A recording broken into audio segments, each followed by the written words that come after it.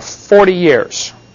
It's probably actually less than that, but be real generous. Give them a 40-year generation time or something, which means by the time you're 40, you've had your 2.4 kids. Nearly everybody has them way before that. Just about any way you multiply it, you're going to get a population of 5 or 6 billion in just a few thousand years. If it weren't for wars and famines and pestilence and stuff like that, it would be much greater. During the Great Plague in England or Europe in the 1300s, about a third of the entire population died. It's all because they were not obeying God's law about sanitary disposal. We've got a whole videotape on the Bible and health. You might want to get on that. About the verse in Deuteronomy, when thou goest abroad to do thine easement, thou shalt have a paddle upon thy weapon, and turn back and cover that which cometh from thee. In other words, carry a shovel when you go outside to go to the bathroom and bury it. Okay? Of course, in America, we don't have many problems with this because we have, very strict sanitary laws. But in other countries, they have serious problems with diseases because of the lack of sanitation. And in the 1300s, people died by the millions because of the lousy sanitation. They had open sewers running through the street. You don't flush the toilet, you dump the bucket into the sewer, and hopefully it flows downhill to somebody downstream. Yeah. Like the cowboy humor they saw, don't drink downstream from the herd, and don't squat with your spurs on and all that kind of stuff. But it was just simply a disobedience to God's word that caused that. But even though nearly a third of the population died in just a few years span, the population caught right back up. Just in a short time, it jumped right back up where it was before and surpassed it. Well, for one reason, the infrastructure is already in place. If you've already got houses built, nobody living in them, you can now afford to have more kids and bigger families and easier living conditions. And fields have already been plowed and cleared, so it's much easier to take over new territory for farming. So it didn't affect the population much, surprisingly. Probably within 100 years, it was the blip in the scale was totally forgotten. At the time of Jesus Christ, most experts agree there were about 250 million people on the planet. 250 million. This chart will be in your seminar notebook here that you got with the course, showing this population statistics. Now, you'll find people that argue about the exact number, and there is no way to tell the exact number. There were several kings and leaders who took a census of their population. Why was Jesus born in Bethlehem? They had to go to Bethlehem for the census, right? So it was a common thing to count your people even back then. And people have done research on this and say probably about 250 million, which is 250 million people at the time of Jesus Christ. Now, if man had really been here for 3 million years, the population would have grown to where we would have about 150,000 people a square inch. And I have some skeptics, believe it or not, that write me letters and get mad at me and say, it would not, it would only be 120,000 per square inch. Well, you numbskull, you're missing the point, okay? The fact is, of course, that would depend on what you're using for a multiplier, how many kids per family, et cetera, et cetera. But the fact is, the world simply is not overcrowded, and it is not billions of years old. The population growth curve demonstrates that. Now, whether we like to understand it or believe it or not, there are an awful lot of folks in our country and around the world that have the evolution philosophy. Now, if evolution is true, then only the strongest have a right to survive. And it really would be best to eliminate the weakest. Now, this is the exact type of stuff Hitler told his people. The strongest should survive. It's really best to get rid of the weaker ones. And obviously, we Germans are the strongest, so therefore we should kill everybody else. That was the mentality that motivated Hitler and Pol Pot and Joseph Stalin and, pick your evil leader through history. Many of them had this philosophy that there are too many people and we need to get rid of the weak ones. The New World Order, and there are many of our American leaders are involved in a drive toward a one-world government. It's probably led by the elite group called the Council of 300. And we'll get into much more of that later when we get in video number 5, the very politically incorrect one. A few years away at the rate we're going, yes. But if you want to watch video 5, we cover that about the Council of 300. These are the top 300 super smart, super rich people on the planet.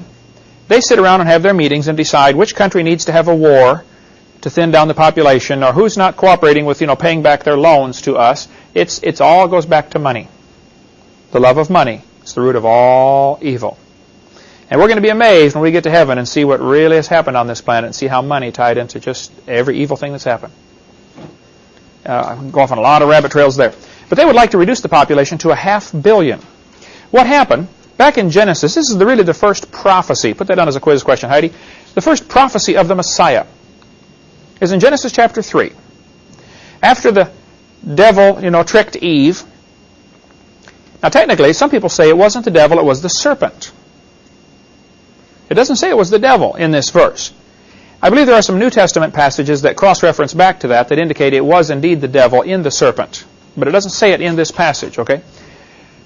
The serpent, which was Satan, said to Eve, or the Lord said to the serpent, "Because thou hast done this thing," that is, tricked Eve, "thou art cursed above all cattle and above every beast of the field. Upon thy belly shalt thou go, and dust shalt thou eat all the days of thy life." Now let me stop right here. Some people are saying certain large snakes, like boas, I believe, and anacondas maybe, have bones in their abdomen where their hips should be. And this proves they used to walk on land. There's a big deal in the newspaper this week about them finding some fossil of a snake with legs. Several large creatures that do not walk, like a whale and these large snakes, do have bones in that region. But they're nothing to do with walking on land. Those bones are anchor points that different muscles attach to. And without those bones and those muscles, they cannot reproduce. It has nothing to do with walking and having legs. It has to do with making more baby snakes or whales or whatever the case may be. The body is so huge, they have to have the extra muscles and assistance there. So when he said you shall crawl on your belly, I don't know that we can find a scientific justification for this. And I don't know that we could prove the snake used to have legs and lost them other than from the Scripture. Maybe if somebody finds something, I'd like to read it. But I would have to take this just as simply miraculous. The Lord said, you're going to crawl on your belly and eat dust the rest of your life. But the next part of the verse is the first prophecy, Genesis 3:15, the first prophecy of the Messiah. The Lord said, "I will put enmity," arguments, fights, disagreements, hatred, "between thee and the woman, and between thy seed and her seed. It shall bruise thy head, and thou shalt bruise his heel." Now, a bruise on the heel is painful. You ever bruise your heel? Step on a stone? Man, it hurts for days, doesn't it? But it's not fatal. Seldom is a bruise on the heel fatal. Satan knows full well some seed of the woman is going to bruise his head. So he knows from this prophecy 6,000 years ago, the Lord said, someday a man's going to be born to a woman that's going to be your undoing. And so because he's scared stiff of what God's going to do to him, he's decided to try to frustrate the plans of God by killing or corrupting every human being alive. When we get to the days of Noah, he had just about everybody corrupted, didn't he? A few hundred years later, in the days of the Tower of Babel, just about got them all again. There have been many times down through history where just about everybody was corrupt. Satan's working awful hard, and I think most of his effort is because of this prophecy. He doesn't know who's going to bruise his head.